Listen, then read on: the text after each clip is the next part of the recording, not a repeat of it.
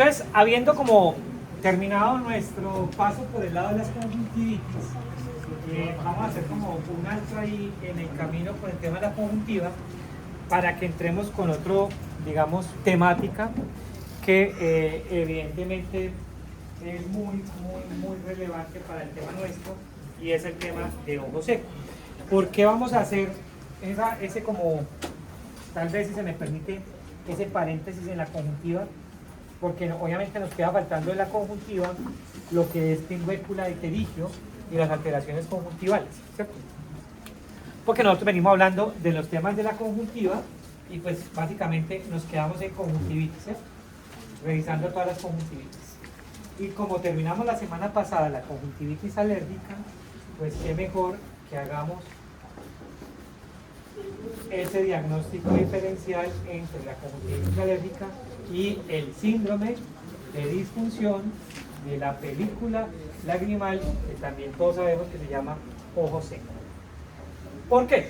Porque la verdad, vamos a ver hoy el diagnóstico diferencial entre estas dos se complica un poquito porque signos y síntomas de la conjuntivitis alérgica son muy similares a los del ojo seco, ¿cierto?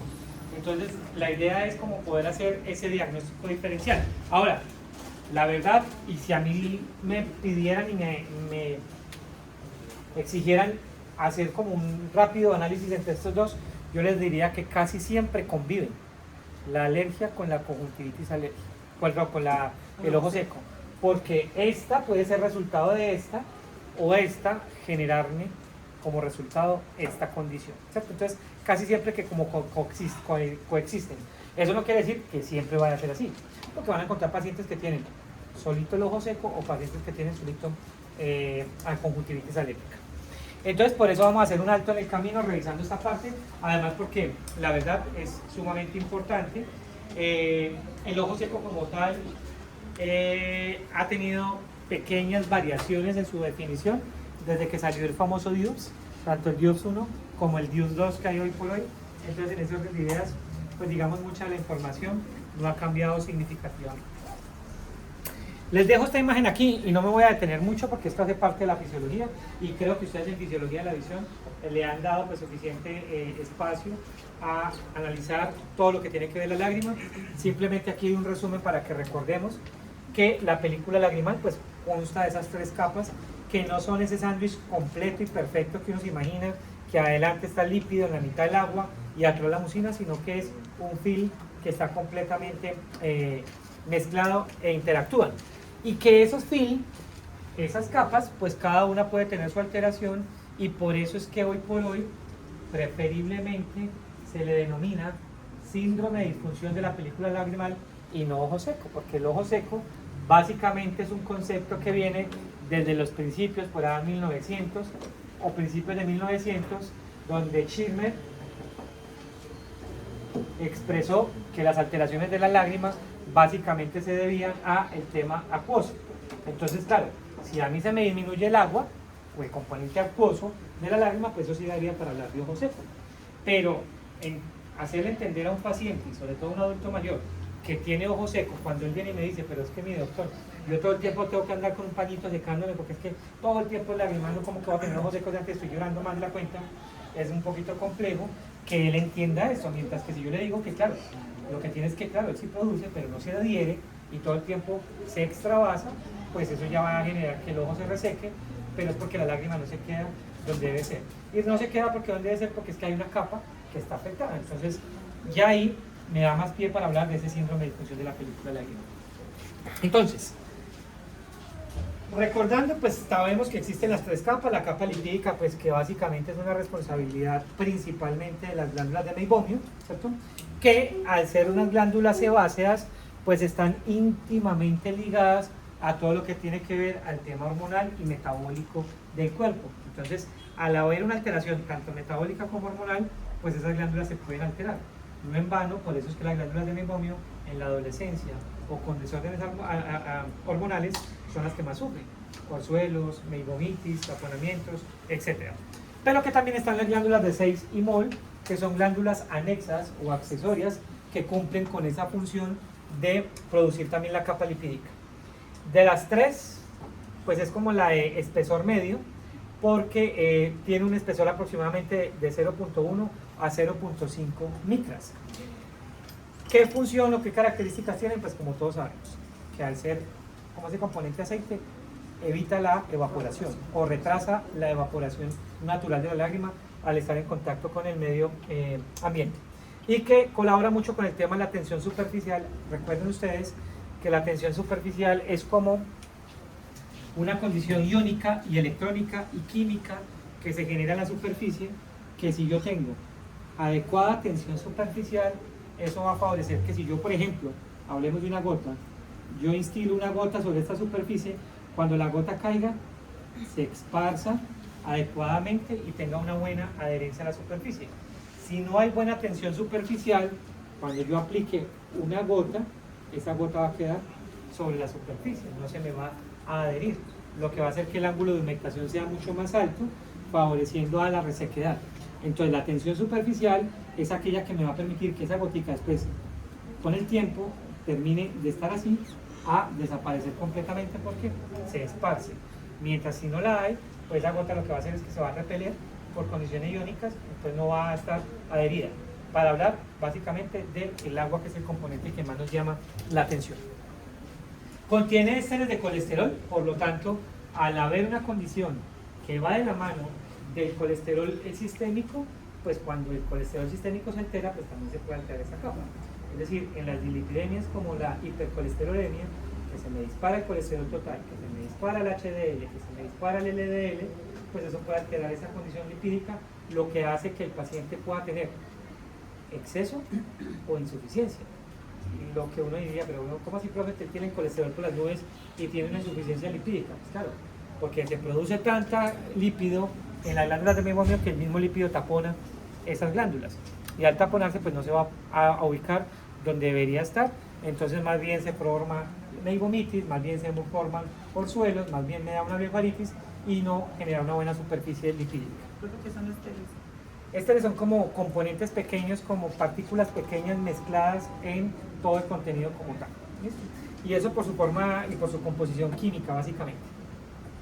Ahora, la capa acuosa, pues todos sabemos que es la más gruesa y básicamente está relegada a la glándula lagrimal principal, que esa glándula lagrimal principal pues es la más importante, la más grande de todo el sistema lagrimal, obviamente del ojo, y que esta pues va muy ligada, íntimamente ligada a dos tipos de tejido, como ya lo habíamos mencionado en alguna oportunidad, al tejido conectivo y al tejido epitelial.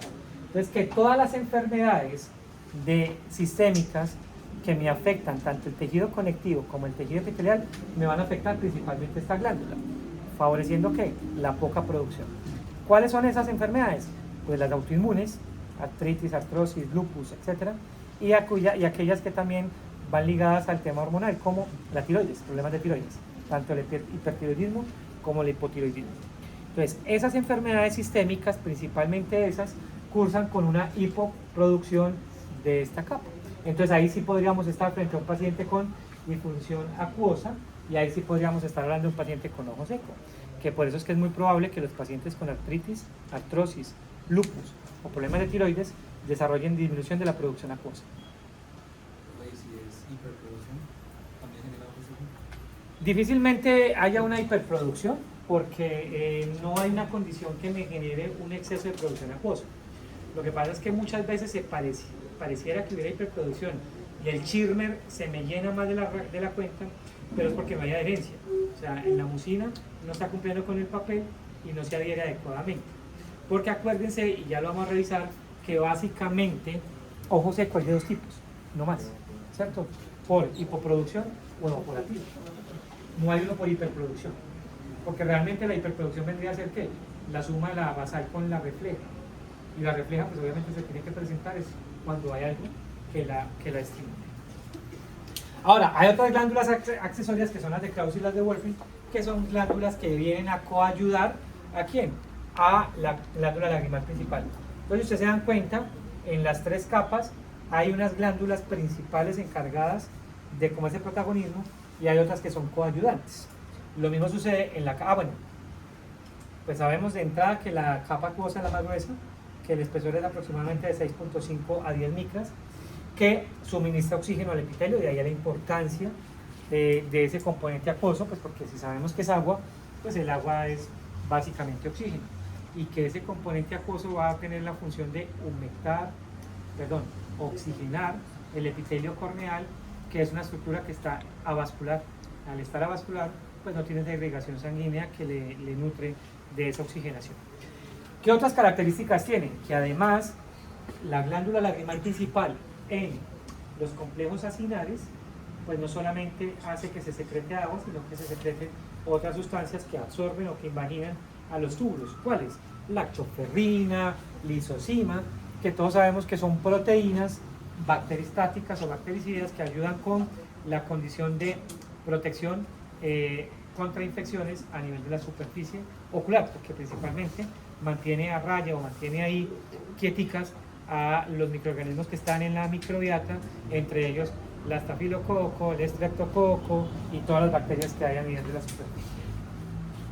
Contiene además ¿qué? Pues el principal componente es agua, pero si ustedes se dan cuenta hay otros sustratos u otros electrolitos, inmunoglobulinas, enzimas, glucosa, urea, metabolitos electrolitos, proteínas y biopolímeros.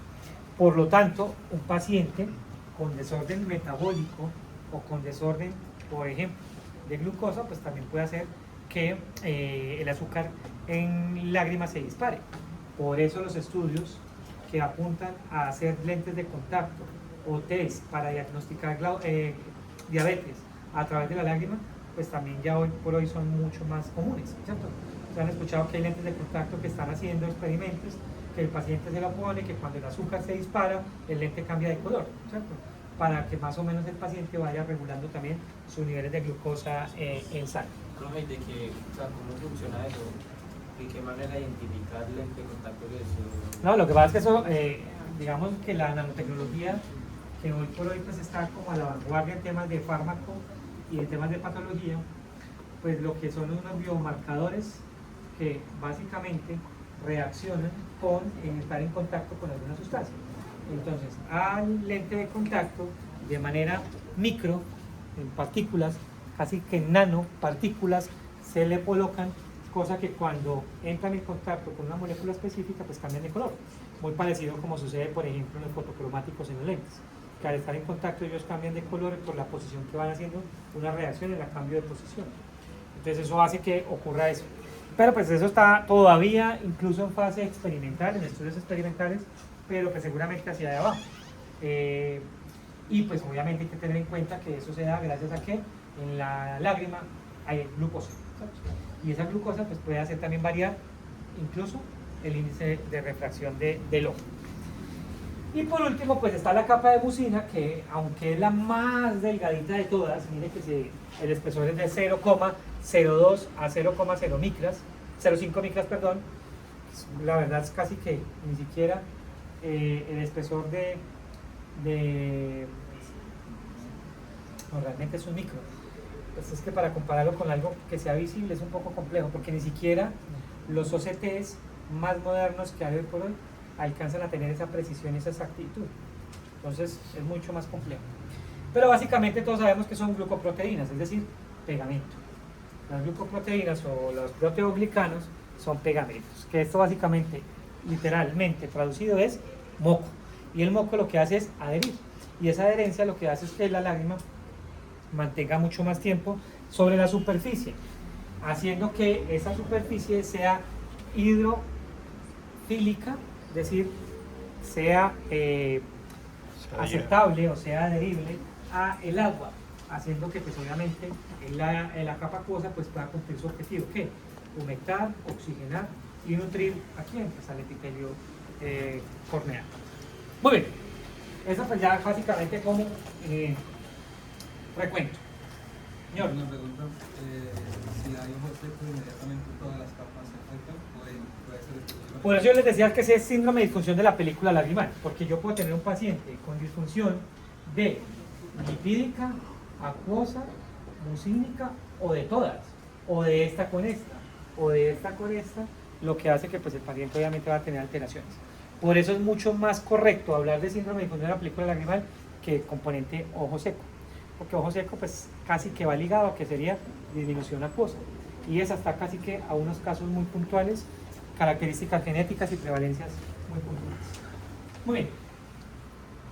Profesor, Señora. entonces podría decir, usted tiene síndrome de la de disminución de la película lagrimal en vez de decir ojo seco. Sí. Ya estaría abarcando. Claro, es que de hecho todos los por lo menos los nuevos artículos que uno lee con respecto a la lágrima apuntan más a hablar de esto que de ojo seco. ¿Sí? Ojo seco todavía sigue existiendo, de hecho, como les digo, el DIUS, hasta el DIUS 2 que salió este año, habla también de ojo seco como tal, pero habla como una enfermedad multifactorial, entonces habla de muchas condiciones. Por eso es que el síndrome abarca más que la palabra ojo seco, ¿cierto? Que el síndrome cursa con muchas otras cosas. Entonces, pues nada, simplemente es como una invitación y una actualización a tener en cuenta esa condición que puede ser presente. Muchachos. Muy bien, entonces ahora ya después de ese recuento fisiológico, que como les digo ya ustedes lo manejan mejor, vamos a hablar específicamente de esas condiciones. Primero toca decir que es muy frecuente y en nuestra sociedad cada vez más, porque ustedes ya saben y ya se han podido dar cuenta que son muchos los factores que influencian eso. ¿Qué? La alimentación, los estilos de vida, las herramientas que utilizamos día a día, el maquillaje, el desmaquillaje, las enfermedades patológicas, etc. Un segundito acá. ¿Aló? Hola, Laura.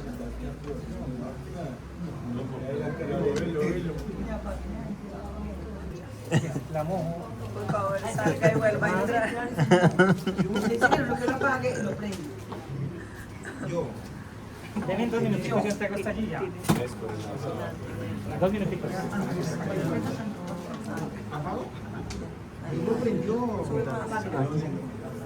¿Por qué no? Póngalo a ver a qué sorprende. Me quedo con la curiosidad. Bueno, muchachos, muy bien. Entonces, como les decía ahorita, pues básicamente el síndrome de disfunción de la película lagrimal o el ojo seco, porque pues tampoco quiere decir que ya no se pueda utilizar ojo seco o que solamente sea así o que solamente sea así, es muy frecuente. Entonces es una condición que ustedes van a encontrar de manera frecuente y creo que ustedes se han podido dar cuenta hoy por hoy en los exámenes de fisiología de la visión cuando hacen el Schirmer y el BUD, ¿cierto? Pensaría yo que es mucho más fácil y más común encontrar el BUD o el BAT alterado que el Schirmer entre ustedes. ¿Se han dado cuenta? Que ustedes hacen, ¿ya hicieron la prueba del BUD? Bueno, Estamos reatrasados. Y eso que estamos recuperando. bueno, entonces cuando ustedes vean, porque van a hacer las dos técnicas, ¿no? Schirmer, que ustedes saben, miden la calidad, la cantidad, que se está el Schirmer, ya lo vamos a ver también aquí igual, el Schirmer 1, el Schirmer 2, el Schirmer basal, y el BUD o el BAT, como lo quieran pronunciar, porque pues básicamente es válido los dos, es el que mide el tiempo de rompimiento de la película lagrimal, ¿cierto? Normalmente es mucho más común ver alterado la calidad de la película que la cantidad. Entonces ustedes se van a dar cuenta que cuando se hagan la prueba del Schirmer van a llenar esa tirilla muy rápido, pero cuando hagan el BUD, a los 2 segundos, a los 3, en la gran mayoría, no en todos, va a estar rompiendo la lágrima, lo cual pues obviamente eso ya habla de una alteración. Pero ahí tiene que ver mucho más con el tema de las condiciones y estilos de vida. ¿Cuánto es lo que se debe demorar normalmente? Vamos a ver, lo ideal es que sea por encima de 8 segundos, ¿cierto? Entre 8 y 12 segundos sería lo normal. Pero hay pacientes que incluso parpadean y abren el párpado, inmediatamente se rompe la lágrima, lo cual pues obviamente ya habla de una evaporación muy rápida, que es el ojo seco evaporativo. Muy bien, entonces, es más común, y esto tiene que ver desde el punto de vista prevalencia, en mujeres y mayores de 60 años. Ojo, no es una condición diferente y tiene que ver mucho con el tema de la parte hormonal, ¿cierto? Ustedes saben que las mujeres con la menopausia pues pueden favorecer para que esta condición sea mucho más evidente y mucho más rápida y más frecuente. Eso uno. Y dos, también las condiciones patológicas tipo endometriosis, cuando se hace la histerectomía total o histerectomía parcial, pues hay una alteración desde el punto de vista hormonal que hace que en las mujeres pues tenga mucha más prevalencia esta condición. Pero no es un caso exclusivo de las mujeres. porque tampoco es esa. O sea, evidentemente es mayor en las mujeres, pero obviamente en los hombres también podemos presentar. La secreción lagrimal, que esto ya ustedes también lo vieron, tiene dos componentes. Un basal, que quiere decir completamente permanente, constante, y un reflejo, que son básicamente el resultado de estimulaciones que hace que esa lágrima aumente su secreción. ¿Cómo qué? Un cuerpo extraño, una lágrima, cuando llora, cuando bosteza, ¿cierto? Todos han sentido que en el acto del bostezo, por estimulación del trigémino, pues obviamente también a veces suele aparecer más lágrima. Es producto de esa condición, refleja que hay. ¿Cierto? Profe, ¿qué tiene que ser en esta segunda imagen del párpado dilatado? No, aquí vamos a ver que son, cuando veamos los tumores conjuntivales, este es un tumor, un linfoma conjuntival que es muy común en muchos pacientes. Bueno, entonces, la capa, y rápidamente, para complementar lo que habíamos visto ahorita, la capa de mucina interna está dada por las células caliciformes. Ojo, no solamente están en la conjuntiva, en su gran mayoría están presentes en la conjuntiva las células caliciformes, ¿cierto? Pero hay un porcentaje de ellas también en la córnea, ¿cierto? Resulta que esas son las que se pierden cuando al paciente le hacían la SIC, ¿cierto? Ustedes saben que para la cirugía refractiva la SIC hay que necesidad de hacer un flap o botón corneal, que es levantar parte del epitelio corneal para que el láser moldee. Cuando se levanta ese flap, pues esas capas de células de caliciformes se pueden perder, lo que hace que disminuya la secreción mucínica, lo que explicaría un poquito por el cual los pacientes posquirúrgicos de la SIC desarrollan más resequedad que los otros, ¿cierto? Pero la verdad, básicamente, el porcentaje mayor de esas células están ubicadas en la conjuntiva y principalmente en los fondos de saco. La capa media, pues obviamente la capa acuosa, está por la glándula lagrimal principal y la externa, que es la lipídica, por las glándulas de Meibomian. Entonces aquí vemos que básicamente se van ubicando así, pero como yo les decía al principio, no es una condición así tipo sándwich, que unas estén arriba, otras abajo y en la mitad del agua. Ahora, dato importante que creo que ustedes también revisaron ya en fisiología, el parpadeo es fundamental para esa distribución de la lágrima, ¿cierto? Porque el parpadeo es el encargado de hacer todo el recorrido de la lágrima y renovar ese proceso que más o menos ocurre aproximadamente, eso es muy variable, aproximadamente en cuestiones de minutos, una renovación completa y total de toda la superficie lagrimal. Ahora, normalmente es muy común que los pacientes parpadeen entre 8 y la verdad 15 veces por minuto, ¿cierto? Acuérdense que ese parpadeo es el necesario que yo tengo que tener para hacer el OPI. Todos saben qué es el OPI, ¿cierto? ¿O no? El OPI, por sus siglas en inglés, porque aquí pues como todo queda en posición contraria, OPI es el índice de protección ocular, que está dado por ¿qué? Por el BUT sobre el número de parpadeos por minuto. ¿Esto es para qué? Para saber cuál es el dato que yo tengo aquí. Lo ideal es que este BUT normal me dé 1. OPI es el índice de protección ocular, es decir, mi ojo está protegido en la medida en que yo tenga un buen parpadeo, es decir, unas veces adecuadas de parpadeo por minuto y que tenga una condición lagrimal adecuada. Lo ideal es que el OPI sea 1. ¿Qué quiere decir eso? Que el valor de acá y el valor de acá deben ser igual. O sea que si yo parpadeo 8 veces por minuto, que sería muy bajito, pues mi rompimiento de la película lagrimal sea ojalá en 8 segundos, ¿cierto? 8 sobre 8 me va a dar 1. Si estos datos cambian, mi OPI va a estar alterado. Y un OPI alterado que habla de que mi protección ocular está alterada. ¿Y qué es lo que me protege a mí el ojo? Pues la lágrima, ¿cierto? Índice de protección ocular, lo que pasa es que acá está en inglés, ¿no? Entonces, ¿qué pasa? Ahí básicamente tenemos que tener el dato del BUT, vuelvo y le repito, índice de protección ocular, índice de protección ocular, lo que pasa es que está en inglés, es el BUT sobre el número de parpadeos por minuto. ¿Qué hago yo? Pues yo cuento con el cronómetro, yo pongo a mi paciente, ojo, obviamente no hay que condicionarlo, porque si usted le dice a un paciente que le va a contar cuántas veces parpadea por minuto, o va a parpadear más, o va a parpadear menos, porque pues uno se condiciona. Acuerde que el parpadeo es involuntario porque está dado por el sistema nervioso central, pero yo también lo puedo hacer voluntario. Si yo quiero cerrar el párpado, lo dejo cerrado. Si yo quiero parpadear más veces, lo puedo parpadear, ¿cierto? Entonces uno lo que va haciendo es que en un minuto va contando cuántas veces el paciente va a parpadear, ¿cierto? Lo ideal es que sea entre 8, 12, máximo 15 veces por minuto. Obviamente si un paciente parpadea menos, pues se va alterado. ¿En qué momentos parpadea menos? Pues cuando nos concentramos en una actividad en visión próxima. ¿Cuál? Computador celular, ¿cierto? Yo me pongo acá y disminuyo. Si yo disminuyo el parpadeo, ¿qué va a pasar con mi lágrima? Se va a poner más rápido. Entonces, ¿qué va a pasar con el OPI? Se va a alterar, ¿cierto? Porque no va a tener ni buen parpadeo, ni voy a tener buen BUT. Entonces eso va a hacer que obviamente yo tenga una protección ocular muy alterada. Entonces, como les decía ahora, voy a encontrar que yo puedo tener ojo seco de dos maneras, ¿cierto? Uno, que es tal vez la que más probablemente se consideraba en algún tiempo, que es la hiposecreción, o también en algunos textos ya cada vez menos manejado así, acuodeficiente, que es porque disminuye la producción de la lágrima, ¿cierto?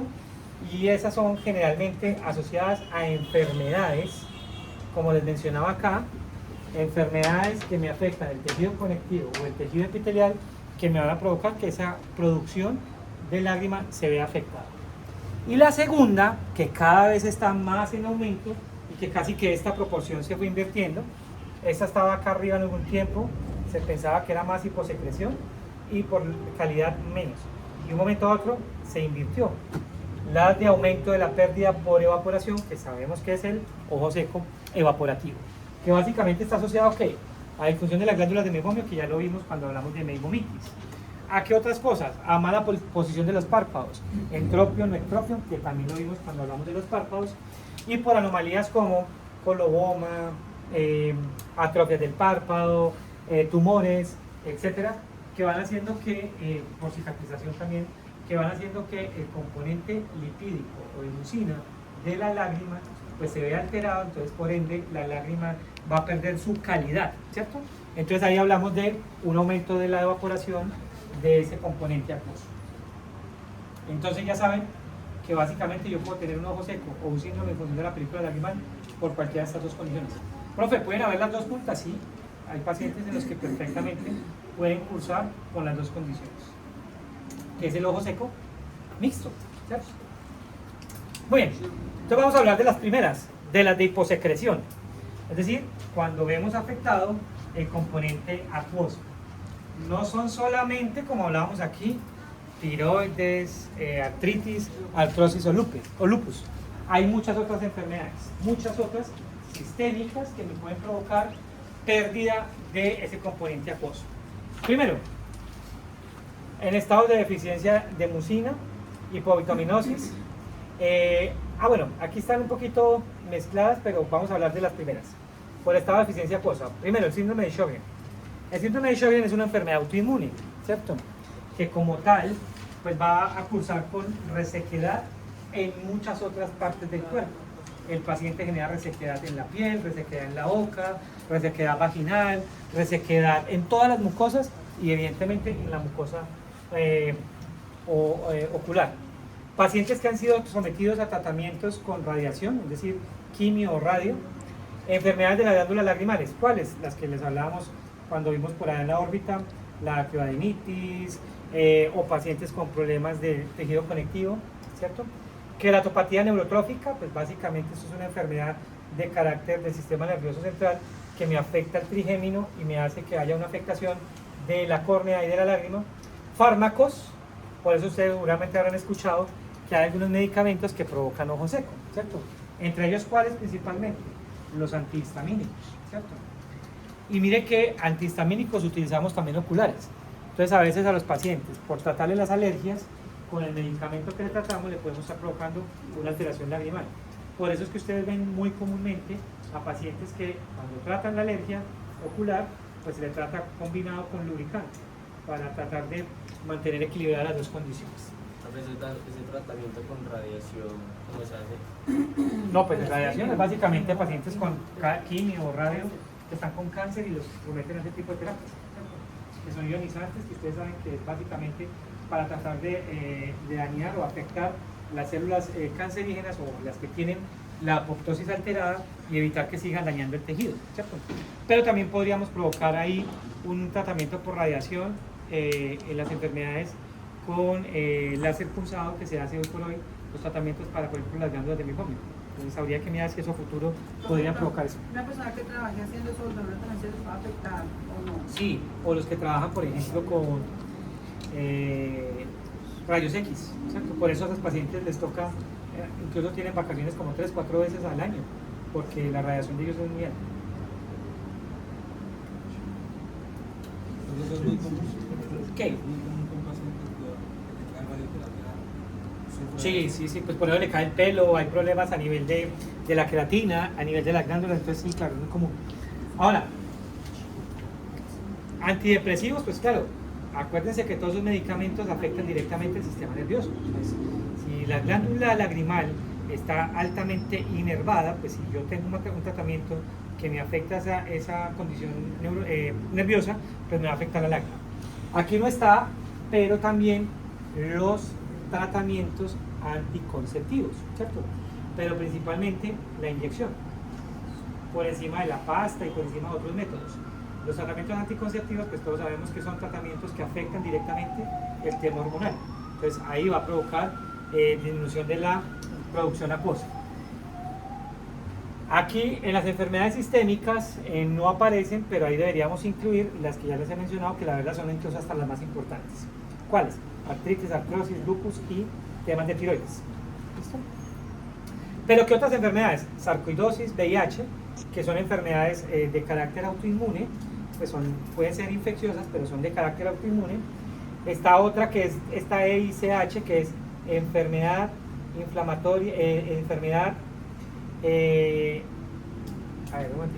injerto contra huésped, ¿cierto? Es decir, a los pacientes que le han hecho injertos, por condiciones cualquiera que sea, ese injerto ataca al huésped o la zona donde se ha hecho, ¿cierto? Y eso puede provocar resequedad. Por ejemplo, pacientes con tratamiento para cirugía de pterígio, que se hace injerto de otra parte del colgajo, a veces de conjuntiva o vocal, se coloca allí y eso hace una reacción que puede provocar ojo seco. Amiloidosis, que es una enfermedad netamente del tema de una proteína, y linfomas y hepatitis. Ahora, de aumento de la evaporación, es decir, hablando de la calidad, ya son enfermedades de deficiencia de mucina, son hipovitaminosis, disminución de vitamina A en el cuerpo, síndrome de Stevens-Johnson, que es este que ustedes ven acá, que son pacientes que afecta directamente el tejido epitelial y afecta evidentemente la parte de la producción de mucina, porque acuerden que las glándulas epiteliales caliciformes son las encargadas de producir eso. El pemfigoide ocular o pénfigo ocular, que ahorita les muestro que es el de cicatrización, creo que hay una imagen después de esto. Y estas otras de abajo que ya hemos hablado, incluso cuando hablamos de blefaritis, son las que nos ayudan también a aumentar la evaporación y son todas aquellas que afecten las glándulas del mebomio. Entonces, ¿cuáles? Lo que afecte el párpado también. Glándulas de mebomio, anomalías del párpado, alteraciones de la impresión del párpado, entonces entropion, ectropion, coloboma, proptosis, etc. Así vamos, ¿cierto? Muy bien. Este es el pénfigo ocular. Miren, esta es una foto real de un paciente con pénfigos. Ustedes ven cómo la conjuntiva tarsal se adhiere a la conjuntiva vulvar, lo cual puede hacer incluso que haya sangrado cuando hay tracción. Si a este se le hace una presión significativa, pues esa adherencia que hay desgarra y sangra. Muy bien. ¿Cuáles son los síntomas? Pues entonces ahí es donde yo les decía que por eso es que casi siempre el diagnóstico diferencial se complica un poquito, porque si ustedes se van a dar cuenta ahí, esos signos y esos síntomas son muy parecidos a los de la conjuntivitis alérgica. Primero, irritación. Pues en la conjuntivitis alérgica hay irritación. Sensación de cuerpo extraño, en la conjuntivitis alérgica sí que lo hay. Esa sensación de arenita, tierrita en los ojos o una pestaña metida entre los ojos. La quemazón o el ardor también es presente en esta condición. Tal vez, ¿qué es lo que sí no puede provocar una conjuntivitis alérgica?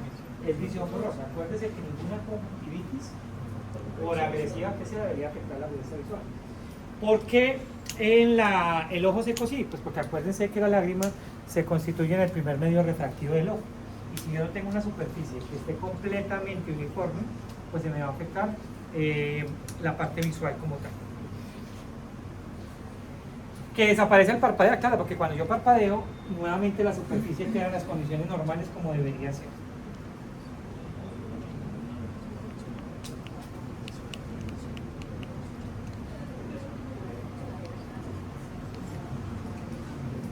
Vamos ahí. Muy rápido. ¿Normal? ¿Entonces más rápido? No. Está muy bien.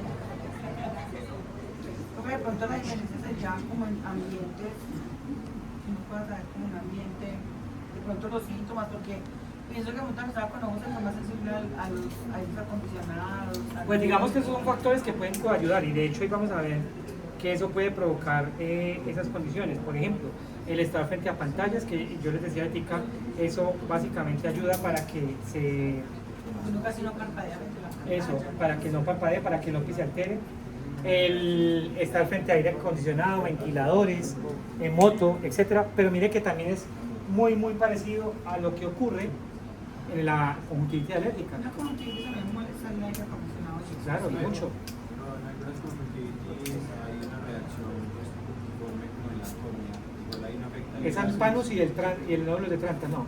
En el ojo seco es probable que no se dé tanto, pero sí puede haber la queratitis epitelial. La disminución de la fuerza visual en esos tipos de conjuntivitis, no.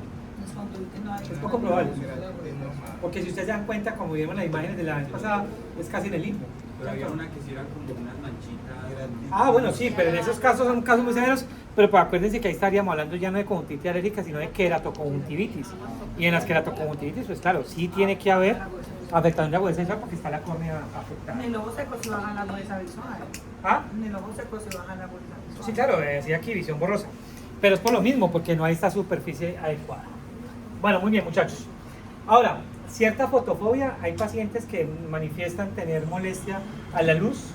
Es más intenso en las horas de la tarde por muchos factores, sobre todo por el tema ambiental, ¿cierto? O cuando hay mucho polvo o partículas en el ambiente, los aires acondicionados, como les decía, ir en un carro con la ventana abajo, estar frente a un ventilador, o trabajar en zonas donde hay mucho calor o vapor. Por ejemplo, los que trabajan con secadores para el cabello, los estilistas, los que trabajan en hornos, ya sea de panaderías o de ornamentación para metales y ladrillos, etc. Es decir, todo lo que genere calor, vapor, que provoca o aumenta la evaporación, puede ayudar con esa condición.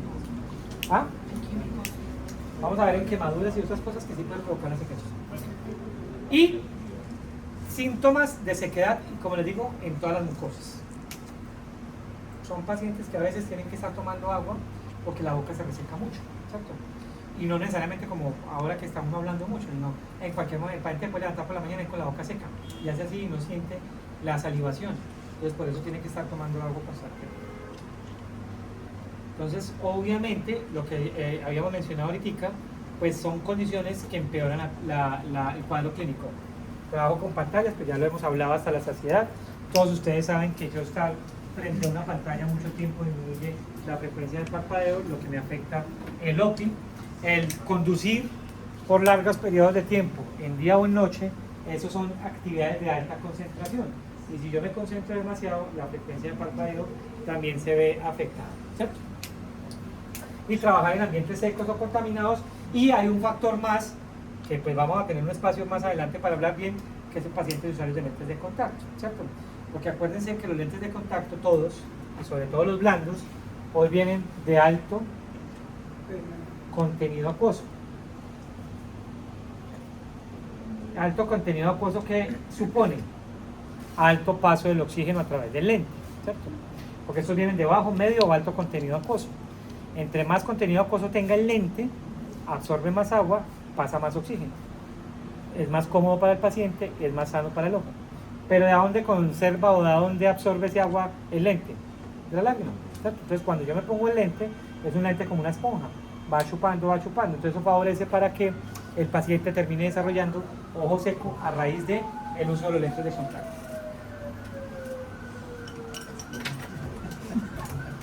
Señor. Sí, tiene ojo seco, tiene bajo contenido. ¿Cómo? Si tiene bajo contenido de lágrimas, es doloroso, Pues puede ser más, digamos, más molesto. Se va a sentir más, el parpadeo lo va a sentir más como cuerpo extraño, pero que sea doloroso como tal, no. Acuerden que el ojo duele es única y exclusivamente si hay una afectación corneal o interna, porque de hecho no debería doler el ojo por nada más. ¿En qué duele el ojo? En escleritis, en uveitis, en queratitis, en endoftalmitis o en glaucoma, ¿cierto? Pero el resto. Muy bien. ¿Qué otros signos son característicos? Ya hablando, pues ya habíamos hablado del ojo seco, ahora, ¿qué otros signos son característicos del ojo seco? Pues en la parte inicial es muy complejo. Acuérdense y vamos a ver que el ojo seco tiene varios grados, ¿cierto? Grado leve, moderado y severo, o grado 1, grado 2, grado 3, ¿cierto? Entonces en la parte inicial un paciente puede tener ojo seco y ni siquiera darse cuenta porque no tiene ni signos ni siquiera síntomas. La única forma es ir a evaluar la lágrima en sus componentes. Pero cuando disminuye el tiempo de rompimiento de la película lagrimal, uno ya se da cuenta. ¿Cuánto? Pues obviamente por debajo de esos 8 segundos. Si un paciente en 5, en 4, o en 3, o en menos rompe, pues ahí ya eso es un signo característico de disfunción de la película lagrimal. Menisco lagrimal, todos saben cuál es el menisco lagrimal, ¿cierto? Es ese pequeño prisma que se forma en la parte inferior. Si este es mi párpado, este es mi ojo, perdón, este es mi párpado, pues en la parte inferior, también en la parte superior, se puede formar lo que se llama menisco lagrimal, que es este pequeño prisma que está acá, ¿cierto? Que se apoya la lágrima en el borde del párpado y con la córnea. La idea es que mirando esto de frente, debe medir por lo menos 1 o más milímetros. ¿Que con qué lo mido yo? Pues con la sección óptica de la lámpara de hendidura, poniéndolo en posición horizontal. Yo pongo la sección óptica horizontal, la pongo aquí. ¿Por qué una sección óptica? Porque acuérdense que esa mide 1 milímetro. El paralelepípedo mide más. Entonces yo pongo una sección óptica, la pongo allí. Si ese menisco lagrimal es igual a este, pues ya sabéis que es un menisco lagrimal, entre comillas, normal. Si es mayor, es un menisco lagrimal aumentado. ¿Que un menisco lagrimal aumentado en qué caso se puede dar? En ojo seco incluso, porque hay una poca adherencia en cuadros alérgicos o en cuerpos extraños. O un menisco lagrimal disminuido, que es por debajo de ese milímetro, lo que habla de una resequedad significativa en ese paciente, ya sea por adherencia o por evaporación. ¿Qué corresponde? Pues que ustedes identifiquen cuál es. Y para eso tenemos las herramientas. ¿Cuáles? El Schirmer, el BUT, la rosa de Bengala, el hilo rojo de fenol, etc. ¿Qué puede provocar otro signo? La queratitis punteada superficial, que es básicamente esto que ustedes ven acá, o esto que ven acá, ¿cierto? Y la queratitis filamentosa, que son esos pequeños filamentos o moquitos que cuando yo pongo fluoresceína se ven como pequeños hilos en la córnea, pues porque es básicamente el moco que queda ahí, porque pues no hay líquido, no hay agua, ¿qué queda? El moco. Entonces los pacientes a veces terminan quitándoselo porque no hay donde cumplir su función. ¿Qué la puede producir la queratitis? La resequedad, porque es que la córnea necesita estar humectada. Pues al no haber lubricación, la córnea queda expuesta, y al quedar expuesta se empieza, a donde se reseca, a dañarse el epitelio, entonces se ve como punticos. ¿Sí? Señor. Cuando está muy reseco el ojo, el mismo parpadeo puede lastimar la córnea. Sí, claro, eventualmente le molesta muchas cosas.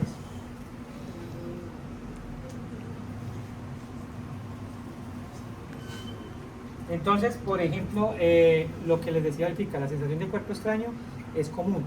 El paciente puede generar una queratitis, que de hecho, como ven en la imagen anterior, es el primer signo de patología corneal, una queratitis punteada, pero puede provocar también otra cosa que se llama queratitis en banda o seca, que es una completa opacidad en la córnea a falta de lubricación.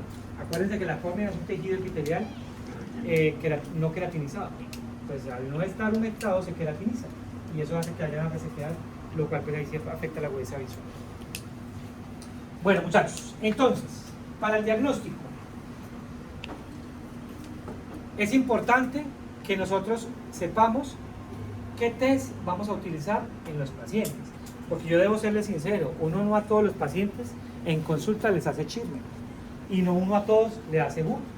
¿De qué va a depender eso? Pues de varias cosas. Uno, de la anamnesis bien hecha, porque si yo en mi anamnesis descubro que mi paciente tiene enfermedades sistémicas que pueden estar más afín a un ojo seco de calidad y no a uno de cantidad, pues voy a hacer el test que me evalúe la calidad.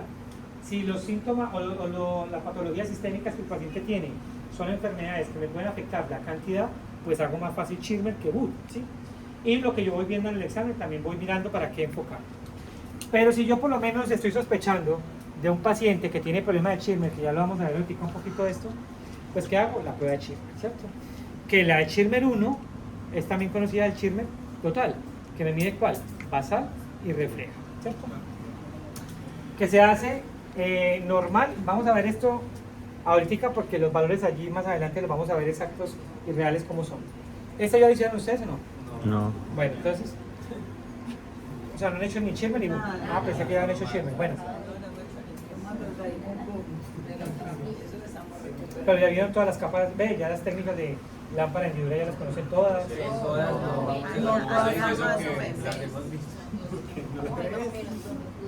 Bueno, entonces, digamos que de todas maneras, ya ahora que van a empezar a ver esto, se van a dar cuenta y van a poder asociar muchas cositas. Por ejemplo, en el Schirmer, aquí esta imagen nos sirve para mostrar una cosa que probablemente no se debe hacer y es dejar al paciente con los ojos abiertos. Porque cuando el paciente está con los ojos abiertos, yo puedo estimular mucha secreción refleja y el paciente va a hacer que me muestre unos resultados más altos. Ahora yo les muestro en unas gráficas que tienen del protocolo del Schirmer para que ustedes se den cuenta realmente cómo es que se debe hacer adecuadamente. El BUT, que es con fluoresceína y el azul cobalto, lo ideal es que esté por encima, incluso hoy por hoy son un poquito más flexibles con ese valor y lo tienen hasta de 8, por encima de 8, porque 10 la verdad es como muy ambicioso. Que un paciente en 10 segundos no rompa es un poquito ambicioso, al menos en 8.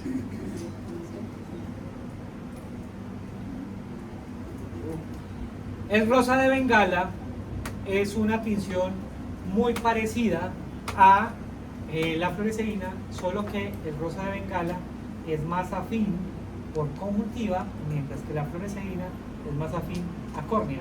Entonces, cuando hay lesiones epiteliales, tanto en conjuntiva como en córnea, se pueden mostrar esas tinciones con ese, que es un medio de contraste muy parecido al de la fluoresceína, se aplica y obviamente este sí no necesita, como la fluoresceína, una luz que la realce, que la fluoresceína necesita el azul cobalto.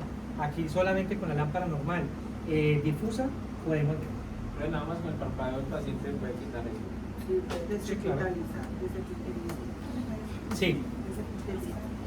Entonces, bueno, vamos a mencionar aquí, ahora sí, pues ya a profundidad, que esto les va a servir para lo que van a ver ustedes mañana en fisiología y esta semana. Y vamos a hablar de los dos tests, tanto Schirmer como BUT. Pero es que Schirmer existen varias, digamos, modalidades, ¿cierto? El Schirmer 1, que está acá, también se conoce como Schirmer total. ¿Por qué? Porque se evalúa refleja y basal, es decir, las dos secreciones de la glándula lagrimal principal. Mire, esto no es nuevo. Desde 1900, como yo les decía, 1903, se habla. Por eso es que siempre lo primero que se pensó fue en que el paciente cuando tenía problemas de lágrima era acuosa. Este permite estudiar la secreción lagrimal total, es decir, tanto la refleja como la basal, a través de una tirilla que se llama papel de Whatman o filtro número 41, como un papel de arroz, un filtro de arroz, ¿cierto? Que tiene unos espesores.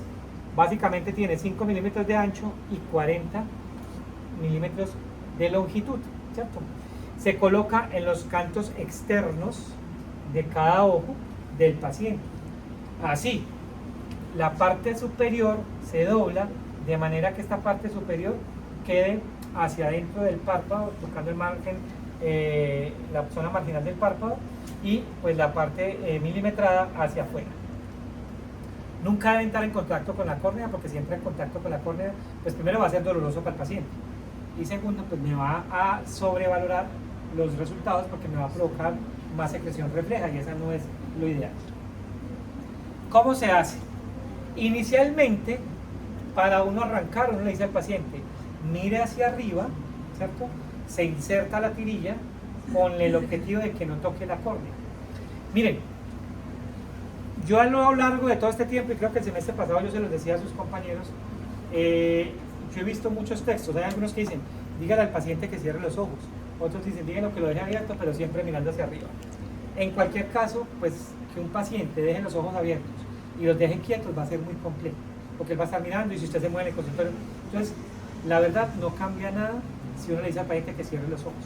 Por eso es incómodo. Claro, va a tenerlo con los ojos abiertos, va a implicar que el paciente parpadee. Con los ojos cerrados, no. Entonces eso no me va a generar para nada molestia. Entonces, uno le dice al paciente que mire hacia arriba, se le coloca.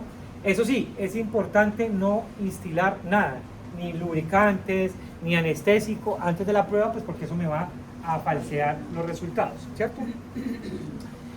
No utilizar tampoco iluminaciones excesivas, es decir, nada que sea excesivo que estimule al paciente reflejo, ni siquiera calor. ¿Listo? El paciente no tiene por qué estar en la lámpara de hendidura para hacer esto, yo simplemente lo hago hasta en la misma silla de la unidad o en la lámpara de hendidura, pero no con la luz de la lámpara de hendidura, para que el calor, porque ustedes saben que la luz halógena de la lámpara de hendidura es muy caliente, el calor no me vaya a generar cambios, ¿cierto? El paciente mirando hacia arriba, se le coloca la tirilla, ¿cierto? Y luego con los ojos cerrados durante 5 minutos espera a donde llene, ¿cierto? ¿Qué es lo ideal? Que esto llene por encima de los 15 milímetros, por encima. ¿En cuánto tiempo? En 5. Profe, yo lo pongo y el paciente en menos de 10 minutos ya tiene todo cerrado, todo lleno. Pues ¿para qué va a esperar los 5 minutos? ¿Cierto? Usted ya para y anota ese dato. 30 milímetros en 1 minuto. Eso ya es indicador de algo, ¿cierto? De una hipersecreción, porque pues está primero llenando más de la cuenta y segundo más rápido, ¿cierto? Pero en la gran mayoría de los casos no van a tener ningún problema en ese sentido. ¿Eso no es normal? ¿Qué? Que se llene la tirilla. Pues normal no es. Esa hiperproducción puede ser más un indicador de que el paciente produce lágrima y no es que esté produciendo más, sino que no se está adhiriendo. Claro que hablamos al principio cuando yo les decía, son sobre todo casos de adultos mayores que llegan a la consulta y le dicen, mire, me dijeron que tenía ojo seco, doctor, pero vea, hasta con la piel con dermatitis, acá de tanto sobarse con el papel higiénico, porque todo el tiempo es con la epífora. Esa epífora no es porque está produciendo mucha lágrima, es porque o no se está adhiriendo o no se está evaporando, no se está evacuando, que esa es la otra, taponamiento de los puntos lagrimales, por estenosis secundarias, por alergias, inflamaciones o por infecciones o por traumas. Si tiene buen mood, o sea, ¿Qué? tiene buen mood. No habría posibilidad de que tenga en la línea rápida y que usted le haga el BUD este normal, no, algo está fallando, tiene que estar fallando.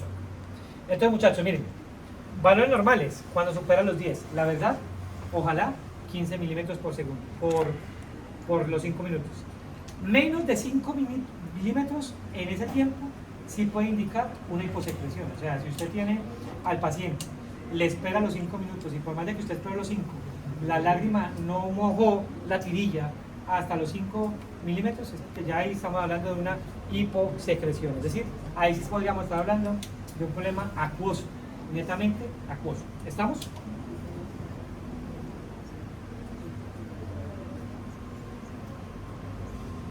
El otro Schirmer, conocido como Schirmer basal, pues como su nombre lo dice, tiene como objetivo medir única y exclusivamente el componente basal, ¿cierto?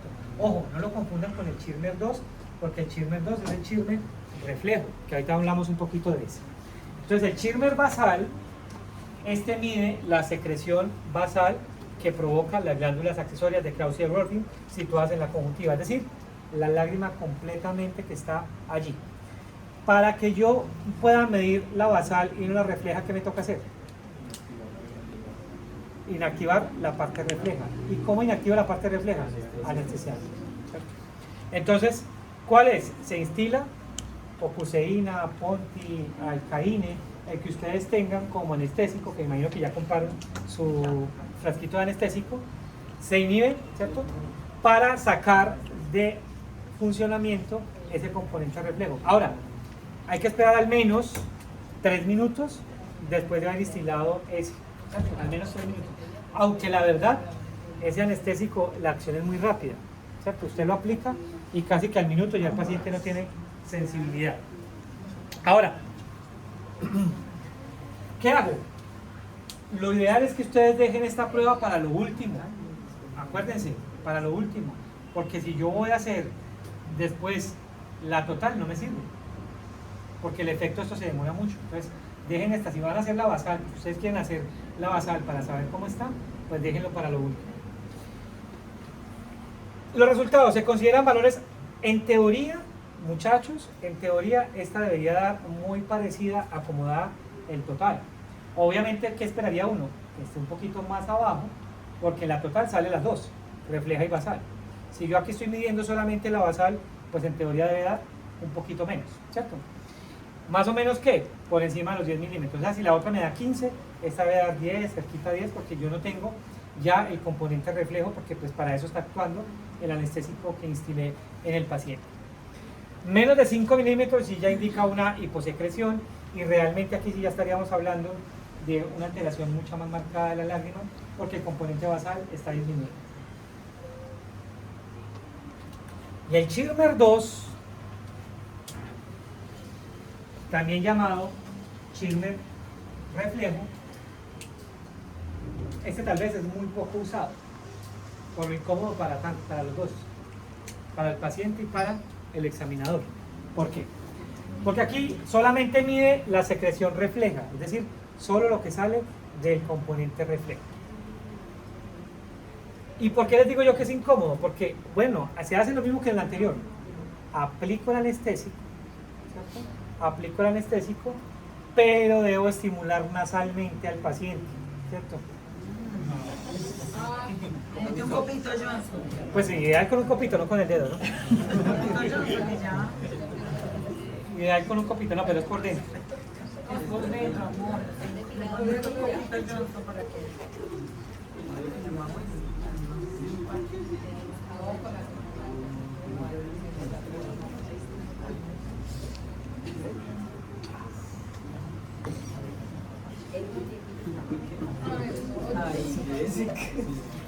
Entonces, ¿cómo es?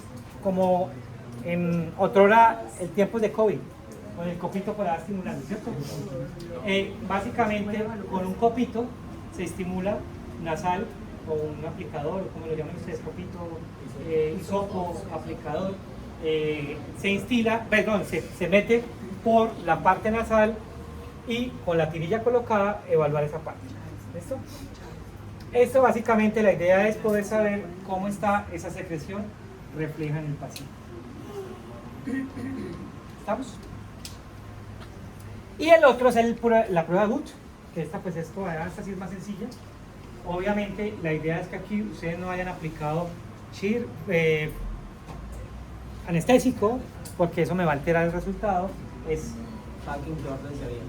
Pues ahí muchos hablan de muchas cosas, porque si usted hace este primero, usted aplica fluoresceína, lo cual puede hacer talquero, ¿cierto?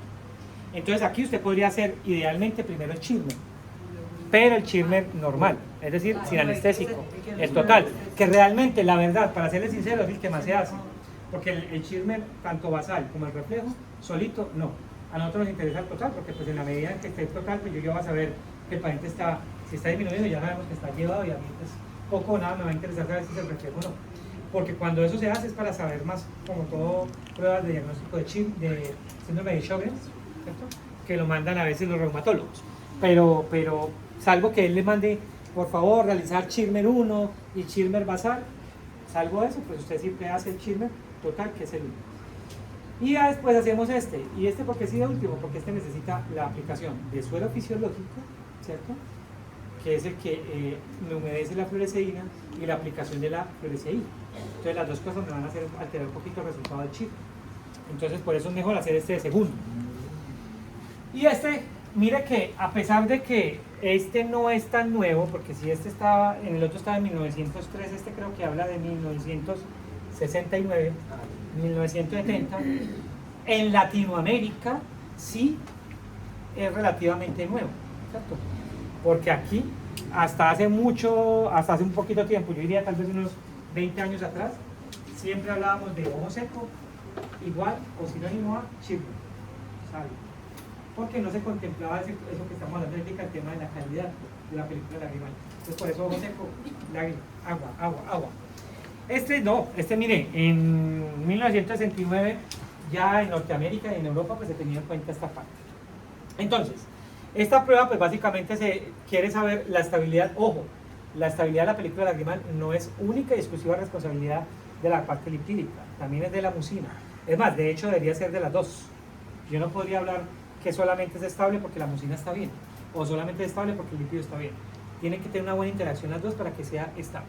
Por eso aquí habla de que la deficiencia pura de mucina puede ser que no altere ese test si el paciente de pronto tiene algún tipo de alteración en su calidad. Entonces, ¿qué se hace?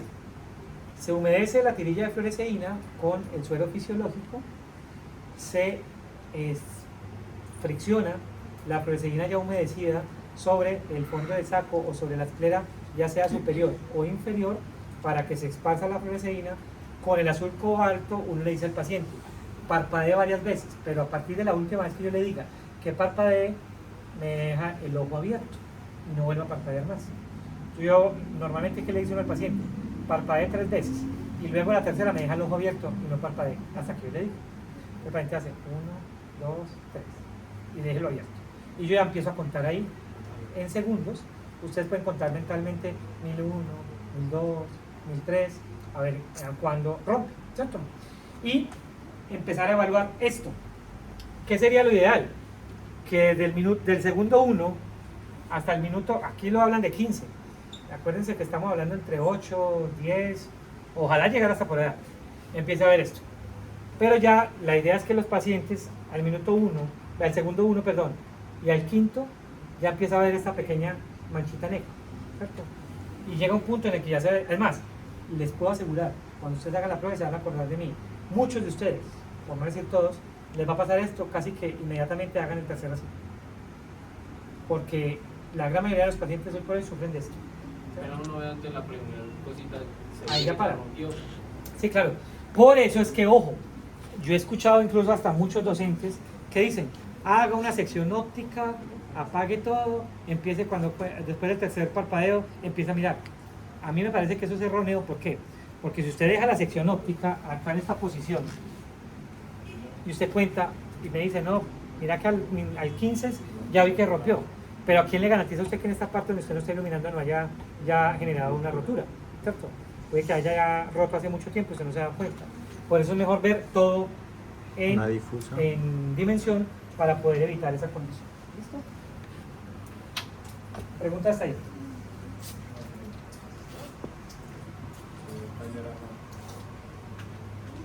Y para terminar ya por hoy, entonces dejamos acá.